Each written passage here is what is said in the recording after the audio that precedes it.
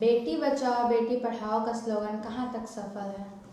देखिए, बेटी बचाओ और बेटी पढ़ाओ का नारा जो स्लोगन है वो बहुत हद तक सफल है और इसकी 100% सफलता तभी संभव है जब बेटियों के प्रति आम जनमानस में एक गुणात्मक परिवर्तन आए, बेटियों की सुरक्षा जो है वो निश्चित हो, तब जाकर बेटियां बचेंगी और बेटियां पढ़ेंगी। बेटी घर से बाहर निकलती है पढ़ने के लिए तो उसके माता पिता के मन के अंदर हजारों तरह के संशय होते हैं, उसकी सुरक्षा को लेकर, उसकी इज्जत को लेकर, उसके पूरी व्यवस्था को लेकर। भारतीय जो मनीषी चिंतन है उसमें बेटियों को देवी के स्वरूप में माना गया है। कहा जाता है हर बाला देवी की प्रतिमा, बच्चा बच्चा राम है।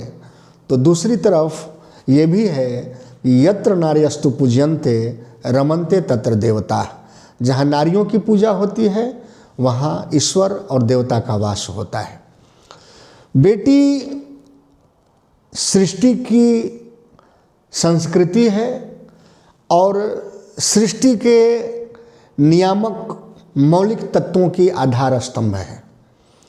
लेकिन भारतीय जो सामाजिक परिवेश है इसमें न जाने किन कारणों से बेटियों के प्रति कुछ लोगों का अमानवीय जो विचार है, जो उनकी कुत्सित मानसिकता है, वो समय समय पर देखने को मिलती रहती है।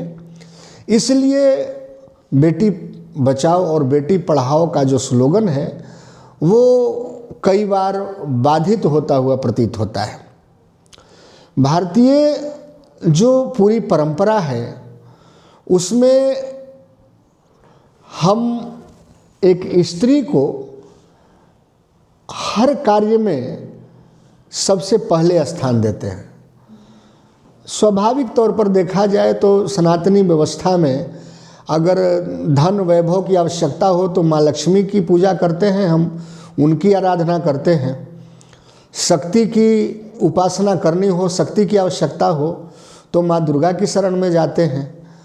और विद्या, पढ़ाई लिखाई, ज्ञान बुद्धि की अगर आवश्यकता हो तो माँ सरस्वती के शरण में जाते हैं। और हमारी जन्मदात्री माँ तो होती ही है। तो ये सृष्टि की कल्पना जो है, इस सृष्टि की कल्पना एक स्त्री के बिना, माँ के बिना संभव नहीं है। बावजूद इसके स्त्रियों के प्रति जो पितृसत्ता है, जिसे पैट्रियार्की कहते हैं, उसमें कहीं ना कहीं कुछ अच्छे संस्कारों की कमी रह गई है, जो समय समय पर बेटियों के प्रति समाज के कुछ लोगों के द्वारा, कुछ वर्ग के द्वारा या मानसिक रूप से अस्वस्थ लोगों के द्वारा कुछ ऐसे घटनाक्रम कर दिए जाते हैं जो किसी भी सभ्य समाज में मान्य नहीं है। अब ये जो देश है, भारत में जो भारत की सबसे पौराणिक रचना है, जो सबसे पुराना ग्रंथ है वो ऋग्वेद है।